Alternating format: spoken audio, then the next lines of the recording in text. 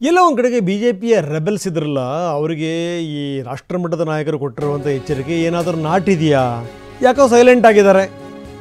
ಇನ್ನು ರಾಜ್ಯಾಧ್ಯಕ್ಷ ಚುನಾವಣೆ ರೇಸ್ನಿಂದಲೂ ಕೂಡ ಹಿಂದಕ್ಕೆ ಹೋಗ್ತಾ ಇದ್ದಾರೆ ಅನ್ನುವಂಥ ಮಾತಿದೆ. ನಾಮಪತ್ರ ಸಲ್ಲಿಕೆಯಿಂದ ದೂರ ಉಳಿತಾರೆ ಅನ್ನುವಂಥ ಮಾಹಿತಿ ಕೂಡ ಲಭ್ಯವಾಗಿದೆ. ಹೈಕಮಾಂಡ್ ಎಚ್ಚರಿಕೆಯ ಬೆನ್ನಲ್ಲೇ ರೆಬೆಲ್ಸ್ ಸೈಲೆಂಟ್ ಆಗ್ತಾ ಇದ್ದಾರೆ. ಬಹುಶಃ ವರಿಷ್ಠರು ಸರಿಯಾದ ರೀತಿಯ ಸಂದೇಶವನ್ನು ರವಾನಿಸಿರಬೇಕು. ಇನ್ನು ಯತ್ನಾಳ್ ಅವರಿಗೆ ಕೊಟ್ಟಂಥ ನೋಟಿಸ್, ಕೇಂದ್ರ ಶಿಸ್ತು ಸಮಿತಿ ನೋಟಿಸ್ ಕೊಟ್ಟಿತ್ತು. ಇದಕ್ಕೆ ಸಂಬಂಧಪಟ್ಟಂಗೂ ಕೂಡ ಎಲ್ಲೋ ಒಂದು ಕಡೆಗೆ ಎಚ್ಚರಿಕೆಯ ಸಂದೇಶ ರವಾನೆ ಆಗಿರಬೇಕು. ಹೀಗಾಗಿ ಹೈಕಮಾಂಡ್ ಏನು ಹೇಳುತ್ತೆ ಅದನ್ನು ಫಾಲೋ ಮಾಡಿಬಿಡೋಣ ಅನ್ನುವಂಥ ಮನಸ್ಥಿತಿಗೆ ಬಂದ್ರ ನಾಯಕರುಗಳು.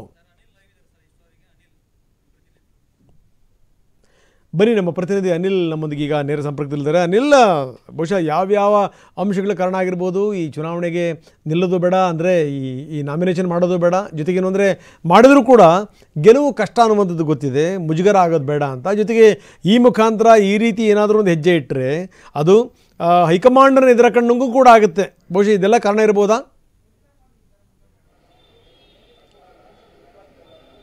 ರಂಗನಾಥ್, ಕೇಂದ್ರ ಶಿಸ್ತು ಸಮಿತಿ ಯಾವಾಗ ಯತ್ನಾಳ್ ಅವರಿಗೆ ನೋಟಿಸ್ ಕೊಡ್ತು ಆಗ್ಲಿಂದಲೂ ಕೂಡ ರೆಬಲ್ ಟೀಮ್ ಸ್ವಲ್ಪ ತಣ್ಣಗಾದಂತ ಕಂಡು ಬರ್ತಾ ಇದೆ. ಯಾಕಂದ್ರೆ ಇದಕ್ಕೆ ಪುಷ್ಟಿ ಕೊಡುವಂತೆ ನಿನ್ನೆ ಕೂಡ ರೆಬಲ್ನ ನಾಯಕರು ಕೂಡ ಒಂದು ಸಭೆಯನ್ನು ಕೂಡ ಸೇರ್ತಾರೆ. ಈ ಒಂದು ಸಭೆಯಲ್ಲಿ ಮುಖ್ಯವಾಗಿ ರಾಜ್ಯಾಧ್ಯಕ್ಷ ಚುನಾವಣೆಗೆ ಸಂಬಂಧಪಟ್ಟಂತೆ ಚರ್ಚೆ ಮಾಡ್ತಾರೆ. ಅಂದ್ರೆ ಈಗ ನೋಟಿಸ್ ಕೊಟ್ಟಂತಹ ವಿಚಾರವೂ ಕೂಡ ಚರ್ಚೆ ಮಾಡ್ತಾರೆ. ಅಂದ್ರೆ ನೋಟಿಸ್ಗೆ ಉತ್ತರ ಈಗಾಗಲೇ ಯತ್ನಾಳ್ ಅವರು ಕೂಡ ಕೊಟ್ಟಿದ್ದಾರೆ. ಈ ಒಂದು ಸಭೆಯಲ್ಲಿ ಬಹಳ ಮುಖ್ಯವಾಗಿ ರಾಜ್ಯಾಧ್ಯಕ್ಷ ಬದಲಾವಣೆ ಮಾಡಬೇಕು ಅಂತ ನಿನ್ನೆ ಚರ್ಚೆ ಆಗ್ತಿದ್ದಾರೆ. ಹಾಗೆ ನೋಟಿಸ್ ಕೊಟ್ಟಂತ ಉತ್ತರ ಮತ್ತು ಇದು ಎರಡೂ ಕೂಡ ಚರ್ಚೆ ಮಾಡ್ತಾರೆ. ಇದೆಲ್ಲ ಸಾಧಕವಾದಗಳನ್ನು ಚರ್ಚೆ ಮಾಡಿ ಜೊತೆಗೆ ಹೈಕಮಾಂಡ್ ಕೂಡ ಒಂದು ಸೂಚನೆ ಕೂಡ ಕೊಟ್ಟಿರ್ತಾರೆ, ಅಂದ್ರೆ ಪಕ್ಷದ ಚೌಕಟ್ಟಲ್ಲಿ ಕೆಲಸ ಮಾಡಬೇಕು ಅಂತ.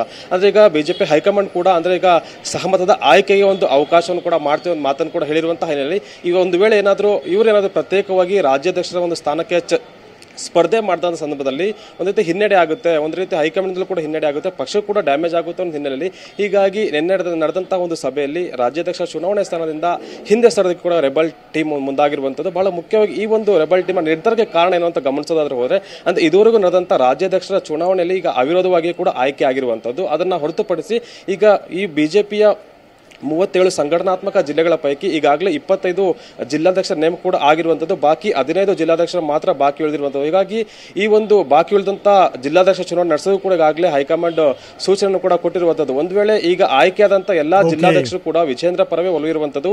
ಹೀಗಾಗಿ ವಿಜೇಂದ್ರ ಗೆಲ್ಲುವಂಥ ಸಾಧ್ಯತೆ ಕೂಡ ಹೆಚ್ಚಾಗಿರುವಂಥದ್ದು. ಈ ಎಲ್ಲ ಒಂದು ಮಾನದಂಡಗಳನ್ನ ಆಧಾರವಾಗಿ ಇಟ್ಕೊಂಡು ಒಂದು ವೇಳೆ ಸ್ಪರ್ಧೆ ಮಾಡಿದ್ರೆ ಯತ್ನಾಳ್ ಟೀಮ್ಗೆ ಬಹಳ ಹಿನ್ನಡೆ ಆಗುತ್ತೆ, ಮುಜುಗರ ಆಗುತ್ತೆ ಅನ್ನೋ ಒಂದು ಹಿನ್ನೆಲೆಯಲ್ಲಿ ಈ ಒಂದು ಚುನಾವಣೆ ಪ್ರಕ್ರಿಯೆಯಿಂದ ಹಿಂದೆ ಸರುವಂಥ ಸಾಧ್ಯತೆ ಕೂಡ ಹೆಚ್ಚಾಗಿದೆ ಅಂತ ಹೇಳಲಾಗ್ತಾ ಇದೆ. ರಂಗನಾಥ್, ಧನ್ಯವಾದ ತಮ್ಮೆಲ್ಲ ಮಾಹಿತಿಗೆ.